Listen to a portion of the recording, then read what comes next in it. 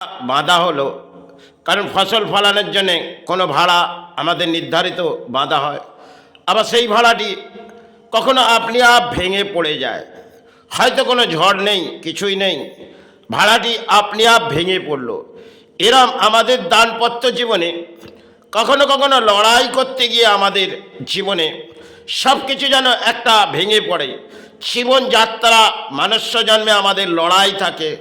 কখনো কখনো কর্মের পেছনে লড়াই করতে করতে আমরা বিফল হয়ে পড়ি, আমরা যেন কিছু হারিয়ে বসলাম, এটা আমরা অদ্ভুত চিন্তা করি। আর হয়তো এই জীবনে কিছু পূর্ণ হবে না, কেন আমরা ভেঙে পড়ি। এই মনুষ্য জন্মে কখনো কখনো আমাদের জীবনে দুর্ভোগ এসে যায়, আর কখনো কোনো দশা এসে যায়, সেগুলো আমাদের বিভ্রান্ত করে দেয়। সবাই ক্ষেত্রে আমরা ভেঙে পড়ি, কারণ আমাদের দানপত্র জীবনে কখনো দুর্ঘটনার মাঝে চলে আসে, সেখানে আমরা এতটা ভেঙে পড়ি যে আমাদের ব্যাখ্যা মনে হয় সমাজও গ্রহণ করবে না, আর কোন পথটাই যাব। চাই জীবনযাত্রার পেছনে আমাদের বহু লড়াই থাকে, হয়তো কর্মের পেছনে। এই কর্ম না হলে অন্য আসবে না, তাহলে অন্য আসার জন্য আপনাকে কর্ম করতে হবে। আবার সেই কর্ম করতে গিয়ে আপনার জীবনে কখনো দুর্ভোগ এসে গেল, কখনো দারিদ্রতা এসে গেল, কারণ গ্রহ আপনাকে কখনো উচ্চ স্তরে নিয়ে গেল, আবার কখনো নিচ স্তরে ফেলে দিল। এ আপনার কর্মের সাথে গ্রহ হয়তো কখনো বিভ্রান্ত করলেন। সে গ্রহ আপনি কখনোই বুঝে উঠলেন না যে গ্রহ আমাকে কোন সময় উচ্চ স্তরে ফেললেন, আবার কোন সময় আমাকে নিচ স্তরে ফেলে দিলেন। এগুলো মনুষ্য জন্মে আমাদের বহু কিছু ঘটে যায়। একটা সময় আমি ব্যাখ্যা করছি, যে সময় আমি পথে পড়ে গেলাম, আর পড়ে গিয়ে ব্রেনটি আঘাত হলো। বহু ডাক্তার ঘুরলাম, কিন্তু উপায় কিছু নেই। কারণ একটি উপায় আমি খুঁজতে গেলাম, সেখানে দানপত্র জীবনে একটি দশা নেমে পড়লেন, সেটা আমার গুরু তার আগে ব্যাখ্যা করেছিলেন। সেক্ষেত্রে আমি গুরুর ব্যাখ্যাটাকে ছেড়ে দিয়েছিলাম। গুরু স্বর্গলাভ হলেন এবং গুরু বলেছিলেন অপারেশন করবি না, অপারেশন করলে এটা জীবনভর তোকে ভুগতে হবে।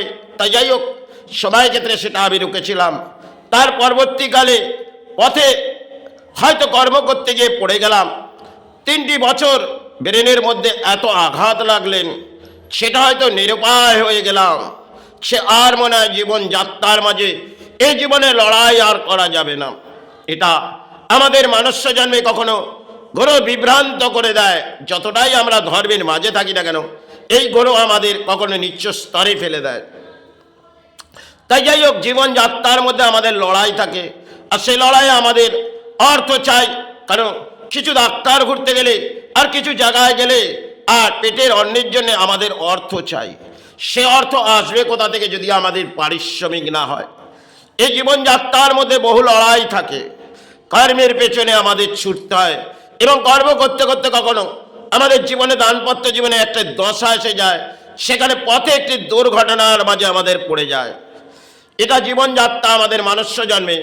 কখনো আমার পাটি ভেঙে গেলেন, আবার কখনো ব্রেনটি হ্যামার হলো। এগুলো আমাদের জীবনে একটা অদ্ভুত খেলা থাকে, কারণ এই প্রকৃতিতে আমরা মনুষ্য জন্ম পেয়েছি।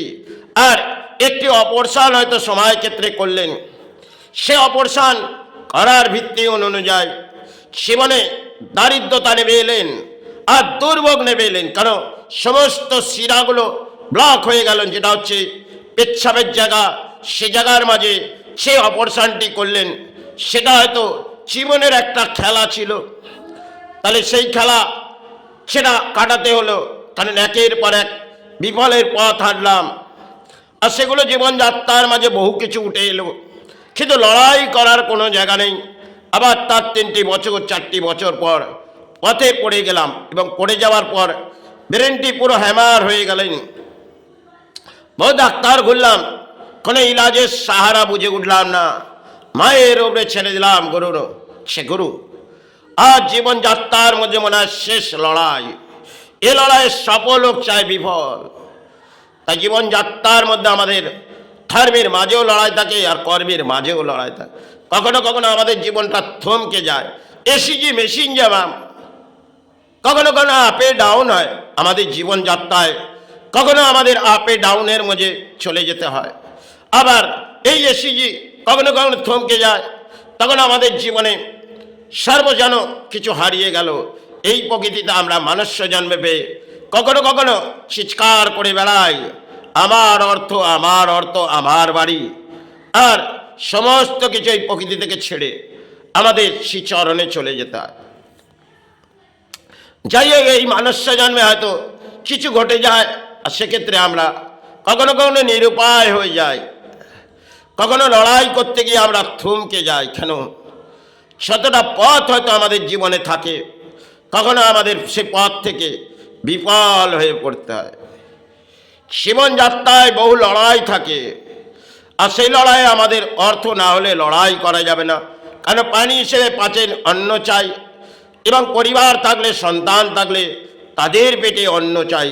তাহলে ধর্মের আশ্রয় ছেড়ে দিয়ে আপনাকে পথে যেতে হবে, এবং তার সাথে আপনি কর্ম না করলেই অর্থ তো আপনার সাথে আসবে না। সেক্ষেত্রে জীবনযাত্রা কাটাতে গেলে এক ভয়ঙ্কর হয়তো আপনাকে বিমারি আক্রান্ত হলেন, এই ভূমি থেকে আপনাকে চলে যেতে হবে। একটা সময় ঘটলেন, সে সময় আমি ভাবলাম আর এই ভূমিতে থাকবো না। কেন? দেহ আর রক্ষা করা যাবে না যে অপারেশনটি করার ভিত্তি অনুযায়ী।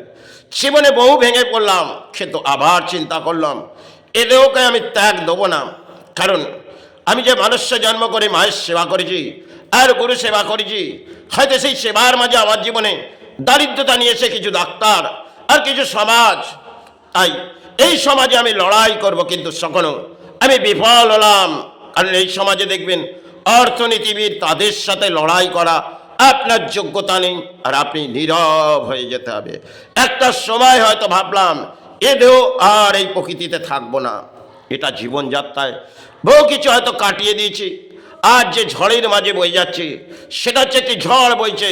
এই ঝড়টা কখন থমকে যাবে তা আমি নিজেই জানি না।